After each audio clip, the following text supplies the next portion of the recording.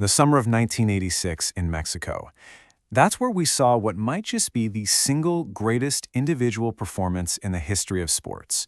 One man, Diego Maradona, didn't just lead his team to a World Cup. No, he hoisted an entire nation onto his back and forged a legend that we're still talking about today. But here's the thing, this wasn't just raw talent running wild. It was a story of incredible pressure, brilliant strategy, and a genius that was, well, it was engineered. And you know, his teammate Jorge Valdano just absolutely nailed it with this quote. He said the team had a solid architecture, and right in the middle of it all was a genius who was granted the privilege of freedom. That's the key right there. Maradona's brilliance wasn't an accident. It was the centerpiece of a meticulously designed system. So that's the big question, isn't it? How was that freedom actually engineered? Because it wasn't magic. It was the result of a very specific, very intense political context, a totally radical tactical plan, and of course, a player who had the skill to pull it all off. We're going to break down exactly how it all came together. Here's how we're going to do it. First, we'll dive into the wild political backdrop that turned a football match into a national crusade. Then we'll look at the tactical revolution from their manager, Carlos Bilardo. After that, we'll see how that plan was unleashed on the world stage. And finally, we'll see how it all cemented a legacy for the ages. All right, let's start there. Because to really get what happened in '86, you have to understand that for Argentina, this was never just about football, especially the quarterfinal against England. It was deeply, deeply personal. I mean, this rivalry had been brewing for 2 decades, ever since England's manager called the Argentinian players animals back in '66. But it was the Falklands War, just 4 years before this match, that completely changed the game. A military conflict, suddenly this football match became a chance for a nation still hurting from that defeat to claim a different kind of victory, a symbolic one. And look, you don't have to take my word for it. This is straight from the man himself. Publicly, yeah, the team said all the right things. Oh, it's just a game. But privately, Maradona admitted what every single person in Argentina was feeling. This was revenge. For a lot of them, beating England was the real World Cup. So, with the emotional stakes that high, how on earth do you build a team to actually deliver? Well, you turn to an architect, a guy named Carlos Bilardo, a total pragmatist with a radical new vision for Argentine football. You have to understand this was a complete 180 for Argentina. Their last World Cup win in '78 was under Cesar Menotti, a romantic who cared more about playing beautiful football than anything else. Bilardo, he was the exact opposite. His whole philosophy, Bilardismo, was brutally simple. Winning is the only thing that matters. Period. And his master plan was the 3-5-2 formation. Now, Bilardo had noticed that pure wingers were kind of going out of style, and his logic was actually brilliant. He thought, if my opponents don't have wingers to attack me with, why do I need fullbacks to defend them?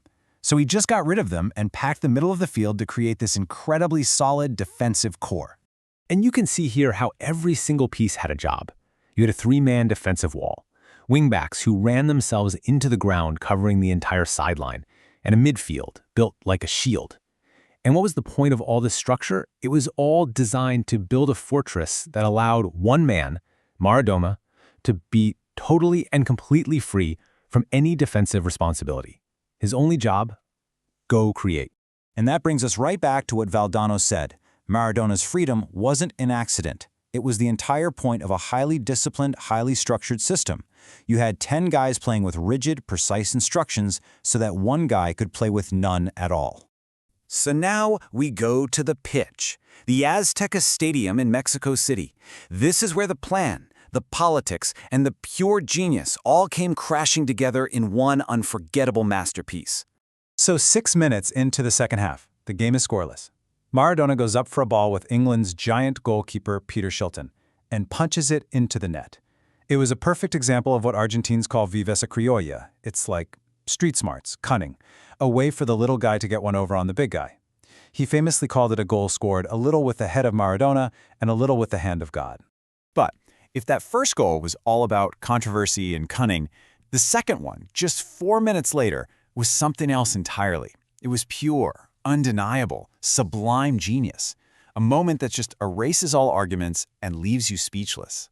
I mean, just let these numbers sink in. He picks up the ball 60 meters from the goal. The whole thing lasts less than 11 seconds. He takes 11 touches, all with his magic left foot, glides past 5 English players, and then rounds the keeper to score. It's called the goal of the century for a reason. It's just hard to imagine anything ever being better. And to really get how dominant he was, you have to look at the brutal way teams tried to stop him. They were so desperate they just resorted to kicking him. He was fouled a record 53 times during that tournament. 53! It was a non-stop physical assault. And now for the punchline, the incredible part. Despite being hacked down constantly, guess how many successful dribbles he completed? 53.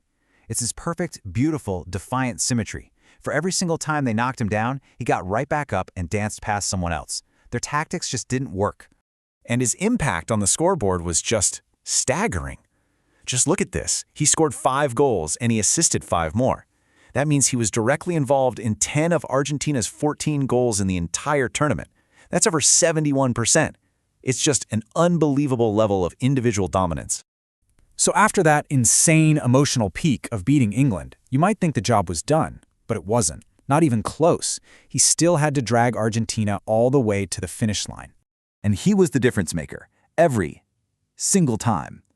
After the England game, he scores both goals to beat a really tough Belgium team in the semifinals. And then, in the final against West Germany, with everything on the line, he delivered the knockout blow. Now think about this. West Germany's entire game plan was basically just stop Maradona. They had their best player, Lothar Matthäus, follow him everywhere. And honestly, it kind of worked for most of the game. But with just minutes left, score tied 2-2, Maradona finds one tiny sliver of space and plays the perfect defense-splitting pass to win the World Cup. Even when he was supposedly contained, he was still the most dangerous man on the planet. You know, there's really no other way to put it. Players, coaches, journalists, fans, everyone agrees. What happened in Mexico in '86 was just this perfect storm of history, tactics, and a transcendent talent. It was a performance that has never, ever been matched. And that kind of leaves us with one last big question. In today's game, with its hyper-organized pressing systems and endless data analysis, is it even possible for one player to bend a World Cup to their will like this? Or was Maradona in '86 a masterpiece from a different time, one that we'll just never see again?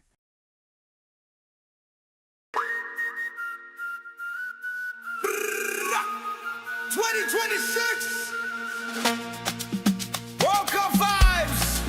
Are you ready? From the back line, war like stone. You know what, Felix? Go, go, go, go, go, go. From the wing, speed burns. He was sparks in the grass. One touch, one touch. Hit a whole world gas. From Europe to Africa, banners go crazy. Asia and America's jerseys are waving. Legends and young guns, all in the same frame. Whole planet holding breath on a single last play. Mbappe lightning, gone in the blink. Haaland hammer, net on the brink. Vinicius stepping, feet on fire. Salah cutting, thread that wire. Strikers with ice in their veins. Step up. Captains with pins on their arms. Lift up. Midfield magicians painting lines like art. Defenders dive deep, put their bodies in front. Hey, the brain vision, one quick glass. Pedal to the floor, one touch pass. Kane cold-blooded, penalty mark. Song with a flick, spark in the dark. From the north, from the south, every flag in the wind. Hear the chant in your mouth, feel the fire begin. And the goal is in, the crowd goes wild. We shake the ground, we shout again. We scream that chant like we're losing our minds.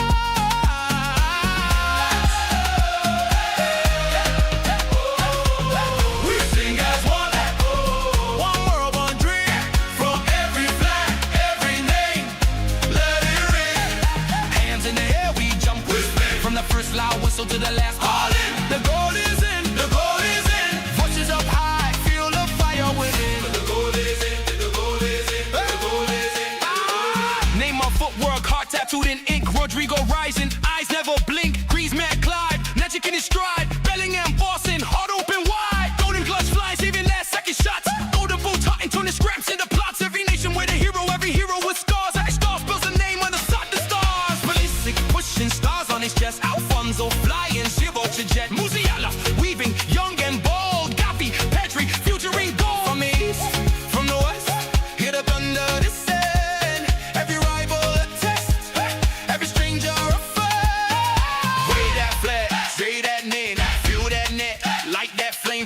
loud whistle to the last while spin. We lived